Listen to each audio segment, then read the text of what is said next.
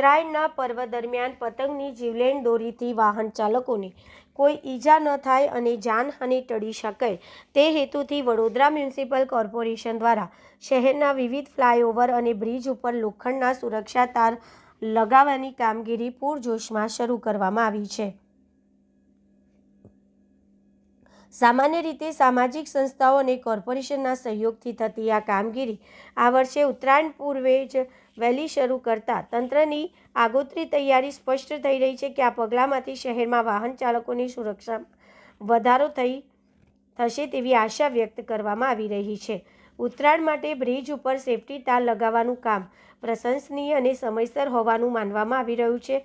ઉત્તરાયણને ધ્યાનમાં રાખીને તંત્ર દ્વારા હાથ ધરાયેલી આ કામગીરીથી અકસ્માતોની સંભાવના ઘટશે અને નાગરિકો નિર્ભયતાથી ઉત્સવ ઉજવી શકશે તેવી અપેક્ષા વ્યક્ત કરવામાં આવી રહી છે।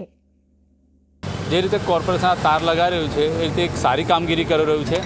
સારી કામગીરી એટલા માટે કે ઉત્તરાયણનો તહેવાર આવી ગયો છે નજદીકમાં, એના કારણે કોઈના ગળા કપાય નહીં, કોઈને જાનહાનિ થાય નહીં, કોઈ અકસ્માત થાય નહીં।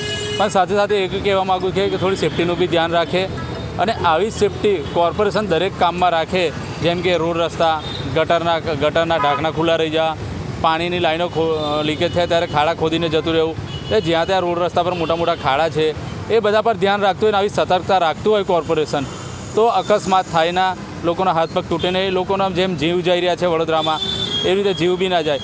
એ કોર્પોરેશન દરેક વાતમાં ધ્યાન રાખે તો નાગરિકોની સુખાકારીમાં વધારો થઈ જાય। જે ઘટાડો થઈ રહ્યો છે દિન પ્રતિદિન વડોદરાની નાગરિકોને દુઃખદાયી તો વધી રહ્યું છે, વધી નથી રહ્યું, ઘટી રહ્યું છે એવું લાગી રહ્યું છે। જે રીતે વચ્ચે તાર લગાવવામાં આવે છે તારનો કોઈ મતલબ જ નથી, તારનો મતલબ નથી, પણ હવે શું કરીશું, મજબૂરી છે આપણી બી વડોદરાવાસીઓની કે જેમ ચાલે છે એમ ચાલે છે, કોઈ કહેવા નથી, મેનેજમેન્ટ નથી। કેમ કે મેં હમણાં ગયો માંજલપુરવાળા બ્રિજ પર જે દરબાર ચોકડીથી અટલાદા તરફ આવી રહ્યો છે એના બંને બાજુ તાર લગાવ્યા છે અને જે અક્ષર ચોકથી અટલાદા તરફનો બ્રિજ એમાં એ વચ્ચે જ તાર લગાવ્યો, એટલે કંઈ એમાં બી કંઈ હોઈ શકે એ લોકોનું રાજ, બેદરકારી કહેવાય। હા બેદરકારી કહેવાય જ, એનું કારણ છે કે કોઈનું ગળું કપાશે ત્યારે એ બેદરકારી સામે આવી જ જવાની છે।